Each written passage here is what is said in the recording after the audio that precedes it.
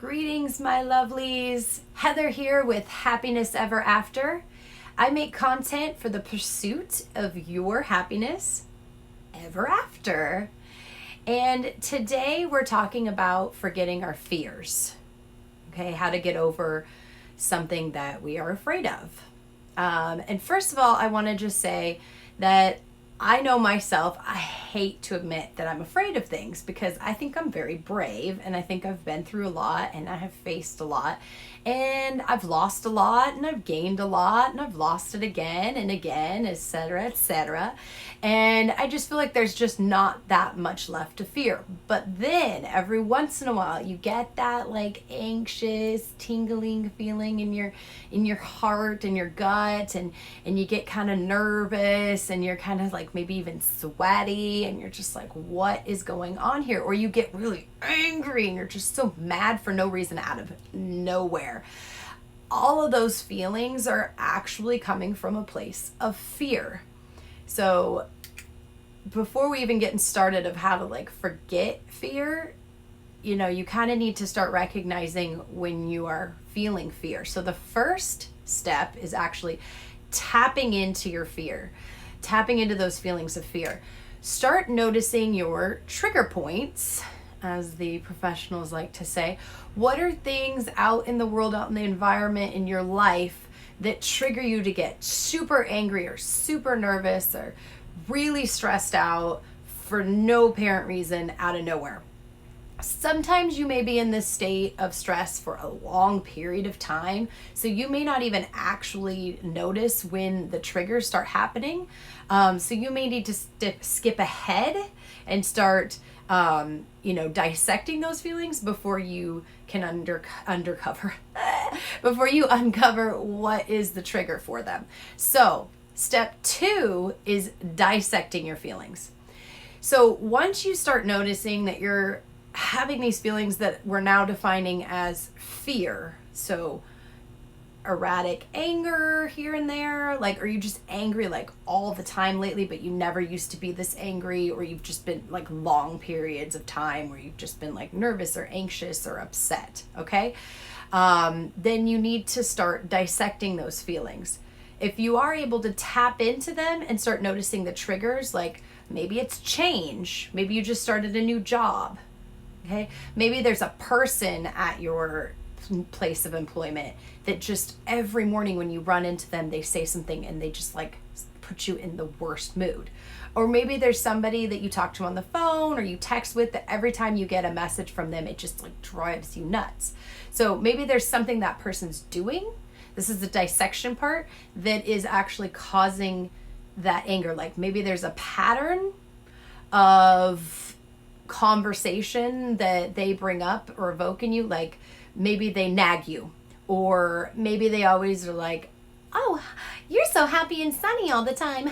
Why are you always like that? Why are you so positive and happy? And you're like, because I'm happy. And then you get angry because you're triggered because why can't somebody just be happy? I don't know. So finding the source and then the feeling that it's evoking. So either way, in whichever order, I say you try to figure out the triggers first. But if you have to retrace from the feeling and then back, that works too. So those two are pretty tied closely together. So tapping into the feeling and then dissecting the feelings are the first 2 steps in forgetting your fears. Because if you're not even aware that you're afraid or what you're afraid of or what you're angry about, then how can you address it, right? So fear, if you're angry about something, and that's your fear is causing you to be angry, that probably means that you have something you don't want to lose, or there is a person that reminds you of a period of time in your life where you were unhappy or afraid. Okay, so that's where the dissecting your feelings is going to start getting real deep and real personal. Okay, so you're going to need to retrace your steps backwards to figure out, where that started, right? So once you understand what's triggering you and you start kind of understanding what the feelings are that you're feeling, you need to take a step back and really look at what the initial episode was that caused those feelings in the first place. Okay, so, you know, like I said, maybe there's somebody that like just sounds like a nag, or somebody that's constantly, you know, seeming like they're being condescending or, you know, judgmental of your attitude or your person every single day. They say it in this like passive aggressive way. And maybe there was somebody in your past that was passive aggressive that you didn't stand up to because you were afraid to say your feelings, right? So maybe you just need to speak your truth. You know, maybe you need to get over that fear of telling somebody that how they speak to you is upsetting to you. It's perfectly 100% acceptable to, in a positive way, tell somebody that the way they speak to you triggers you and upsets you, because it reminds you of XYZ, or it feels judgmental. You feel like they're judging you. It's okay to call somebody on that. They might not know they're doing it. Their tone might be the same tone they use for everybody. There was a person I used to work with who uncontrollably rolled their eyes all the time. Like they did it to me.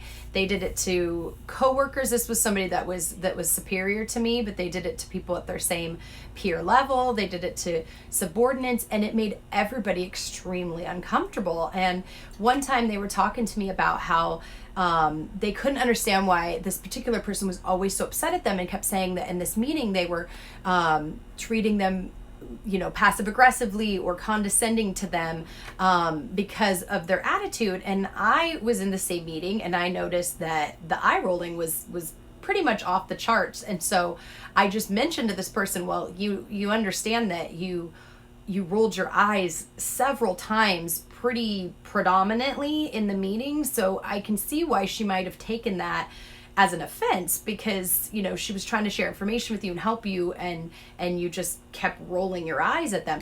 And this person was absolutely blown away that they were doing this. They had no idea that this was happening, and was completely upset by it, and, you know, wound up going and profusely apologizing to the person in the meeting, and then really trying, and then asking, you know, other people, did I roll my eyes? Am I rolling my eyes?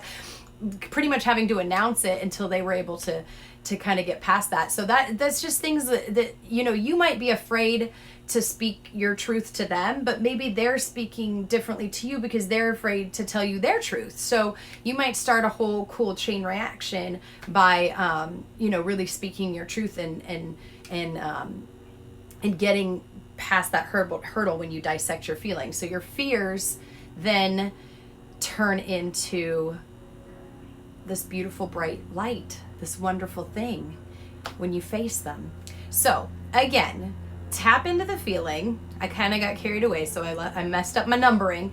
Tap into the feeling, dissect the feeling. Those two go hand in hand. You might need to go back and forth there a few times so you get to the bottom. And you used retracing your footsteps, number 3, to do that back and forth. So you think this feeling, oh, I feel anxious here. I think this person triggered me. Okay, why did they trigger me? Oh, this other person used to do that. Maybe that's why. So then you can kind of retrace your footsteps, tap into the feeling. It's anxiousness. Okay, cool. Address that with that person. Face the fear. 4, face the fear, address it with that person, and then see if it happens again. If it happens again, then maybe there's a further back retracing of a step that you need to go. Maybe there are deeper feelings you need to dissect. Maybe there are more things you need to face. So again, be aware of it, what triggers you, tap into those feelings, be aware when it's happening, be able to stop, make note of it, come back to it later when you have time to deal with it.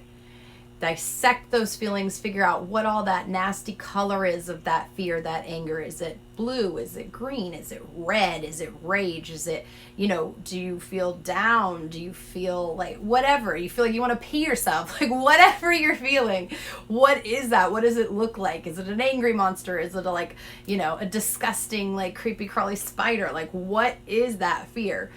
Then retrace your footsteps back. When did that fear feeling start? How far back does this go? And then start facing those little fears step by step. Start speaking your truth to people. Start, opening up old doors and looking at, stuff, and see if you can talk to people about what happened in your past. Or if it's something that the door closed and you can't ever open again, let it go. Be at peace. Find a way to let yourself be okay, to let those feelings go, to forgive, not to forget, forgive those feelings, and take that pain away from yourself. Because when you hold on to fear and you hold on to anger, you only hurt yourself. That other person is long gone, long gone, and they don't care, or they're dealing with it in their own way, or there's just no possible way they can face it because they're too afraid. So let it go. It only hurts you. Face it, take the leap, let that darkness out, fill yourself with beautiful light, and shine bright like a diamond. Shine into the future of your happy, less fearful life. And things are going to happen all the time that are going to trigger us, and you have to do this over and over and over again. That's just the process. I'm sorry, I didn't make this life, I just live in it. But if you want to be happy, start with the big stuff, and then when the little stuff happens, no big deal, you face it, you go move on with your life. It becomes a process you do without thinking about the steps. It becomes something that you just can tap into, dissect, retrace, forgive, just like that. Boom, boom, boom, boom, done. Moving on to the next thing. What you got for me, world? I got you right here. So have a beautiful day, my lovelies. And until we meet again, subscribe, like, follow us, happinessEVRafter.com if you want to join our happiness club. We've got kits on kits on kits, monthly subscription to happiness delivered to your door, along with all the online content available to you. Take care.